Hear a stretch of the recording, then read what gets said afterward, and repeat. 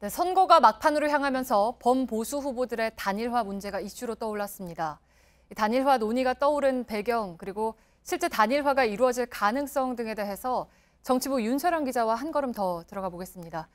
윤서령 기자, 바른정당에서 이렇게 단일화 논의가 공론화된 배경은 역시 후보 지지율 아니겠습니까?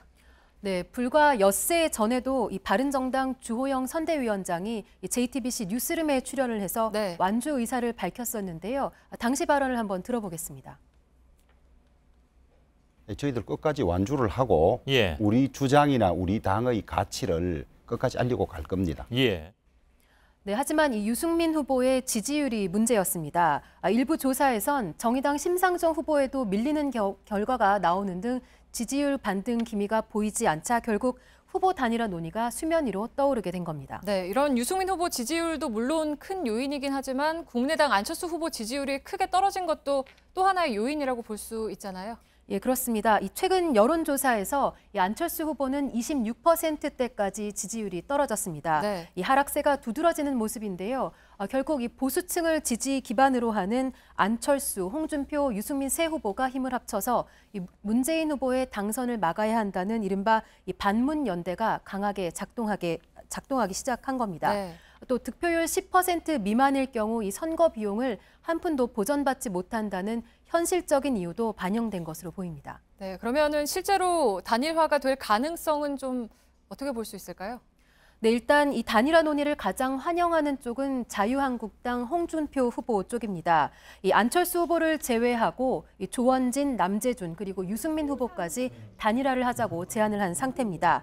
국민의당은 정체성을 지키면서 완주를 하겠다며 부정적인 입장을 보이고 있는데요. 네. 특히 이 국민의당은 이 단일화를 가정해서 지지율 조사를 했던 여론조사 기관을 공직선거법 위반 혐의로 검찰에 고발까지 한 상태입니다. 네. 하지만 물밑에서 접촉이 활발해질 가능성이 있고 또 투표용지가 인쇄되는 30일 전날까지는 상황을 좀 지켜봐야 할 것 같습니다. 네, 근데 바른정당 같은 경우에는 자유한국당이랑 국민의당 중에 어느 쪽이랑 손을 잡을 거다라고 명확하게 밝히지는 않았죠.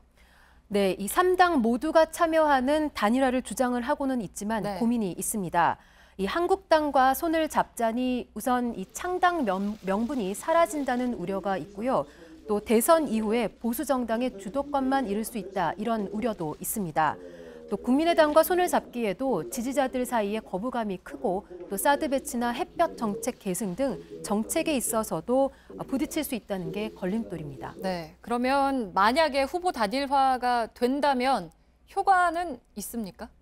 네, 최근에 여론조사 결과를 한번 보겠습니다.